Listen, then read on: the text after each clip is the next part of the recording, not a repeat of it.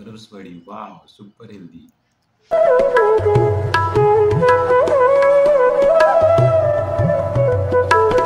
खरवस दोन प्रकारे खरवस कसं बनवायचं मी इथे दाखवणार आहे.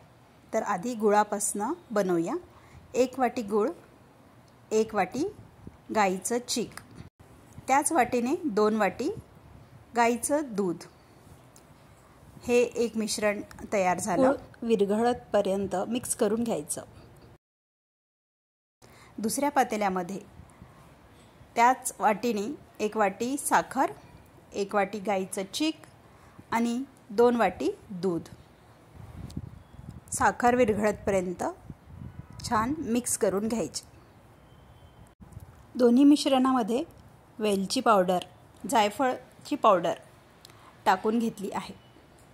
मिक्स करून सारण वेगवेगळ्या भांड्यात ओतून घेतले आहेत. मसाल्याचा डबा किंवा कुकरचा डबा कशाचाही वापर इथे करू शकता.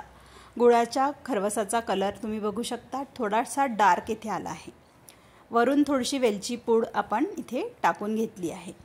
स्टीमिंगसाठी मी इथे कुकरचा वापर केला आहे.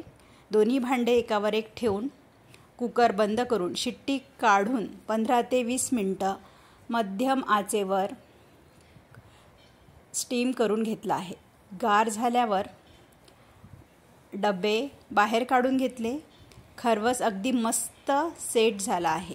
अर्धा तास फ्रीजमध्ये ठेवून मी हे खरवस गार करून घेतलं होतं.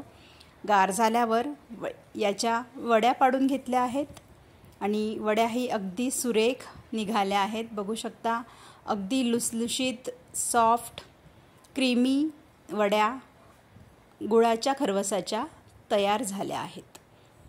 मस्त जाळी आली आहे. आता बघूया साखरेचा खरवस. ह्या वड्यासुद्धा मस्त क्रीमी सॉफ्ट झाल्या आहेत आणि दिसायला थोडंसं लाईट कलर या वड्यांचा आला आहे. तर अशा प्रकारे गुळापासनं आणि साखरेपासनं 2 पद्धतीने आपण खरवस बनवलं आहे. अतिशय पौष्टिक सुपर फूड म्हटल्या जाणारी ही रेसिपी तयार आहे. तर तुम्ही नक्की एकदा ट्राय करा. माझ्या चॅनलला सबस्क्राईब, लाईक, शेअर, कमेंट नक्की करा.